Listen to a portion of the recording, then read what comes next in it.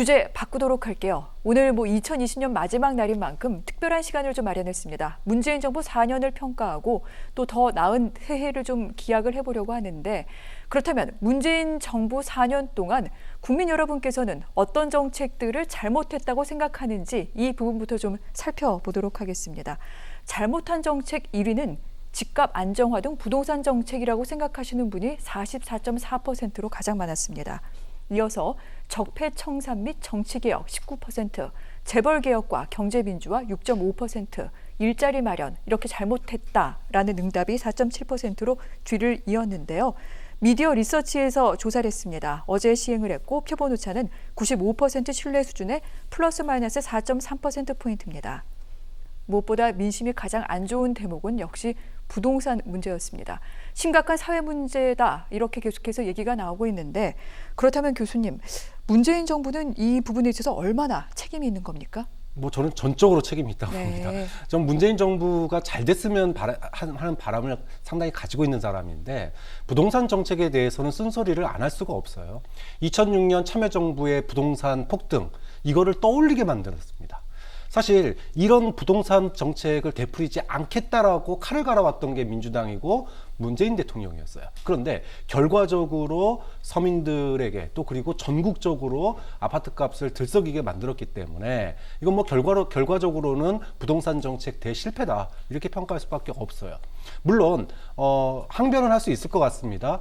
부동산이라고 하는 게 결국은 공급의 문제인데, 공급이라고 하는 게 박근혜 정권 말기부터 이 공급이 줄었기 때문에, 그 당시에 짓는 게 지금 이제 완공되는 거 아니겠습니까? 그 당시에 없었기 때문에 지금 적으니까 그런 거 아니냐라고 항변을 할 수 있겠지만, 그렇다면은 그 당시부터 소위 지금 내놓는 여러 가지 정책들, 그러니까는 중대형의 공공임대주택, 살기 좋은 공공임대주택을 그때부터 짓기 시작했어야 됐다. 근데 지난 4년 동안 철저하게 규제 중심으로만 부동산 정책을 펼쳐왔는데, 그것이 공약이었으니까 그건 당연해요. 그런데 그 과정에서 20몇 차례에 걸친 대책이 나왔는데도 불구하고 안 됐다면 조금 더 일찍 공급 대책을, 그러니까 공공임대주택에 대한 확대를 했어야 되는데, 그것은 이제 불과 6개월도 안 됐거든요. 그 대책 내놓은 지가. 좀 그런 점에서 본다면 문재인 정부의 부동산 정책은 결과적으로 굉장한 대실패로 이어졌다. 좀 그런 점에서 좀 쓴소리를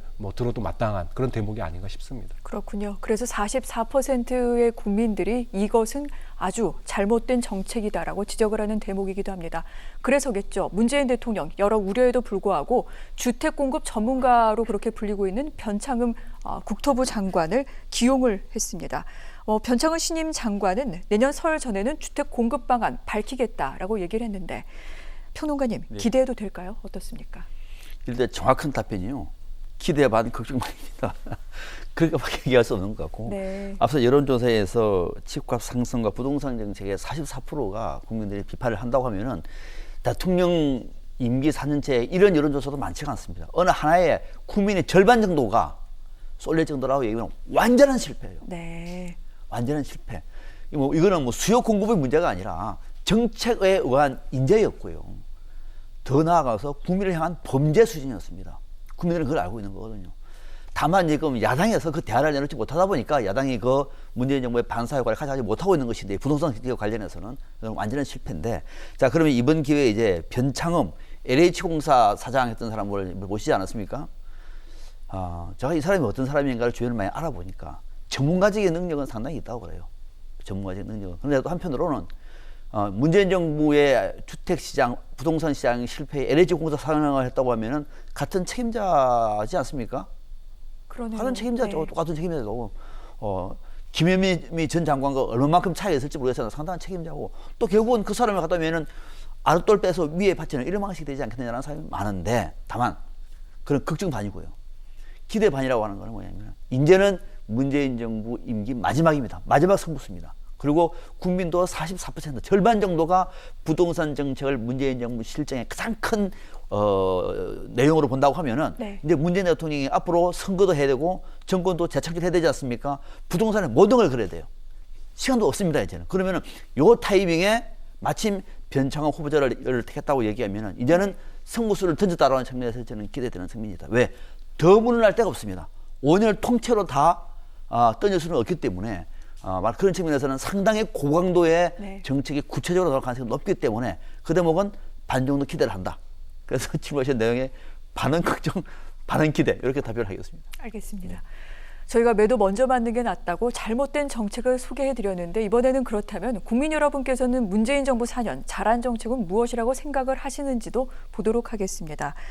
적폐청산과 정치개혁이라고 답한 분들이 25%로 1위였습니다. 이어서 남북관계와 외교정책, 저출산 고령화 등 복지정책, 그리고 재벌개혁과 경제민주화는 4위로 꼽혔습니다. 눈여겨볼 대목, 잘 모르겠다는 응답도 44%가 넘게 나오기도 했습니다.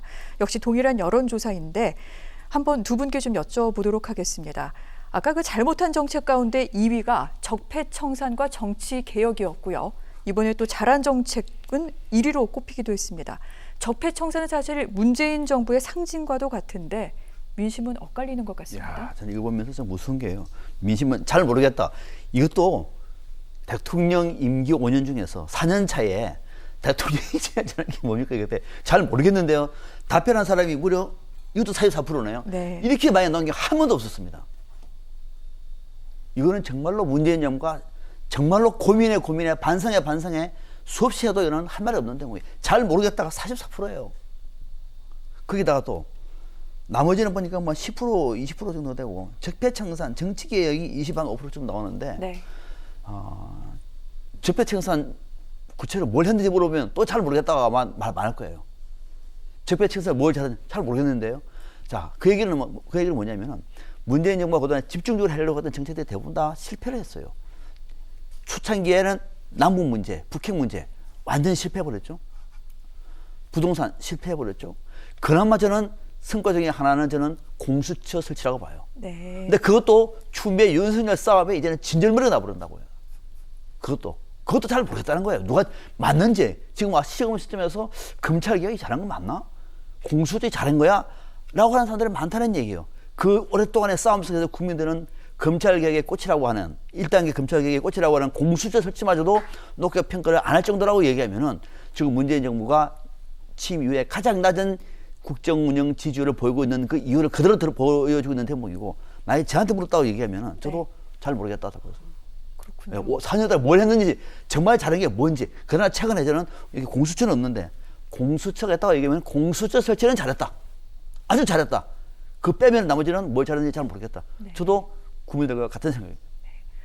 물론 공수처장 후보자까지는 지금 나온 상태이고 공수처 출범은 아마 내년에는 될 것 같습니다만 이 부분 하나 말고는 별로 잘한 게 없어 보인다라는 그런 평론가님의 평가였고요. 교수님께서는 이런 여론조사 결과 어떻게 보셨습니까? 참 잘한 정책에 대해서 모르겠다라고 얘기하시는 거에 대해서 네. 저는 문재인 대통령이 가장 마음 아플 거라고 생각해요. 사실 대북 평화 정책도 잘 나가는 것 같았습니다. 정말 국민들의 엄청난 지지를 받았습니다. 그랬죠. 그런데 네. 막판에 하노이 노딜로 무산이 돼버렸어요. 소득주도 성장, 최저임금 10,000원이나 노동시간 50시간 단축 이것도 어느 정도까지 밀어붙였습니다. 그런데 마지막에 최저임금 10,000원 못해가지고 사과하고 50시간 노동제 통과시켰는데 고용 창출로 이어지지 못했고요. 그 다음에 검찰개혁 이것도 공수처 통과시켜서 지지를 이끌어냈는데 추윤 갈등으로 빛이 발해버렸어요. 무엇보다 부동산 대책은 말할 것도 없고요.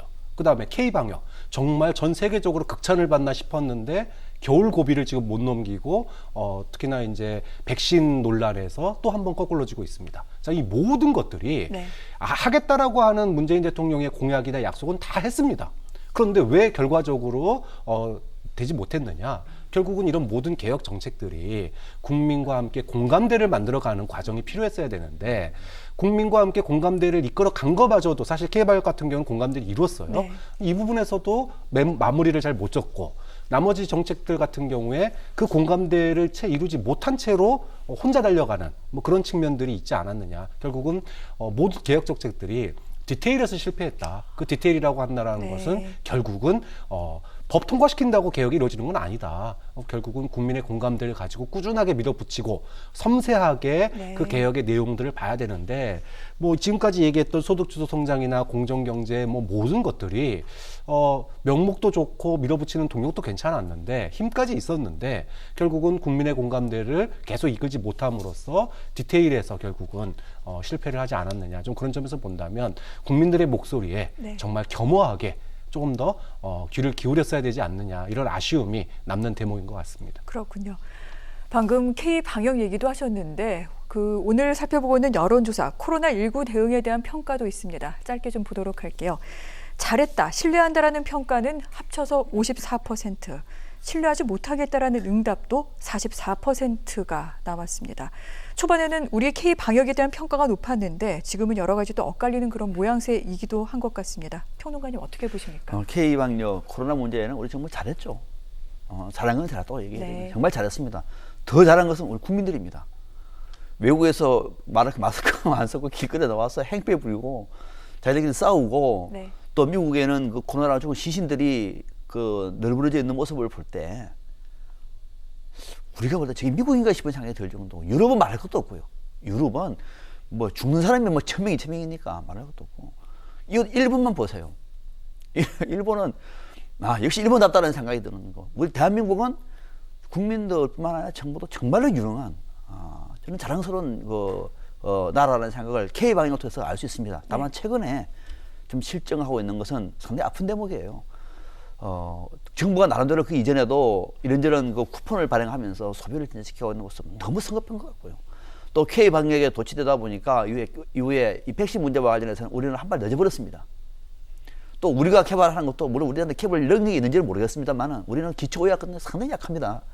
그러나 있는지 모르겠습니다만 이 문제에 대해서 좀 더 네. 그때 다른 나라 갈 때 같이만 했다고 하더라도 우리는 좀 더 달랐을 텐데 너무 이대로 우리는 이길 수 있다고 판단한 것 같아요. 이는 실패한 거죠. 그러다 보니까 지금 이 K방역도 좀 빛이 바라고 있지만 그러나 전체적으로 볼 때 이 K방역은 문재인 정부가 상당히 잘하고 있는 것이다. 앞서 여론조사에서는 잘하는 게 별로 없다고 얘기합니다만 차라리 빛이 발라서 그렇지 최근에 백신 문제라든지 또는 겨울에 네. 이 K방역 정도만 어느 정도 국민들이 박수 치라고 얘기하면 아마 1등은 K방역이 됐을 거예요. 네, 백신 문제 때문에 아깝긴 합니다만 그러나 전체적으로 언론 평가하면 저는 잘했다는 평가를 하고 싶습니다. 알겠습니다. 교수님께서는 어떻게 보십니까? K방역 하듯이 개혁을 했으면 어땠을까? 아이고, 사실은 네. 여론은 왜 3단계 안 하느냐, 왜 중국 입국자들 막지 않느냐 때마다 했습니다. 근데 정부의 대응은 굉장히 어떻게 보면은 왜 이렇게 정부가 한 발짝씩 늦지 할 정도로 좀 그런 면이 있었거든요. 네. 만약에 만약에 다른 검찰 개혁이나 모든 부동산 정책이나 임대차 3법 여러 가지 것들을 이런 식으로 진행을 했다라면은 꼼꼼하게 이렇게 진행했다라면은 지금 문재인 정부의 성적표는 상당히 달라졌을 거다. 예를 들어 의사들 지금 국시 다시 하는 문제도 마찬가지예요. 네. 공공의대 확대하는 것 국민들 다 좋습니다. 그런데 공공의대를 확대하려면은 공공의료에 대한 공공병원에 대한 투자가 선행돼야지 이게 효과가 있는 거거든요. 네. 그러니까 그거 없이 밀어붙이다가 결국은 의사들한테 슬그머니 지금 뒷문 열어주는 모양새가 돼버렸어요. 좀 그런 점에서 K방역 하듯이 개혁을 밀어붙였다라면 좀 나았을 텐데 하는 아쉬움이 있는 거고 지금 K방역이 좀 위기에 모였는데 국민들은 여전히 문재인 정부의 K방역을 지지하고 있거든요. 조금 더 네. 노력을 해서 백신 문제나 특히 올겨울에 대규모 지금 확산이 되고 있는 상황이라 의료진도 힘들고 국민도 힘들고 경제도 어렵습니다. 좀 정부가 조금 더 긴밀하게 이 어려움을 헤쳐나간다면 그래도 코로나 시국에 잘 헤쳐나왔다라는 평가를 듣지 않을까 싶습니다. 알겠습니다. 오늘 전반적으로 문재인 정부 4년에 대한 또 평가를 해보기도 했는데 오늘 나온 여러 의견들을 바탕으로 내년에는 이 국민들의 마음에 더 다가갈 수 있도록 그래서 실질적인 성과를 거둘 수 있는 그런 한 해가 됐으면 좋겠습니다. 지난 한 해 동안 여러 좋은 말씀 해주셨는데 두 분 고생 많으셨고요. 또 새해 뵙도록 하겠습니다. 고맙습니다.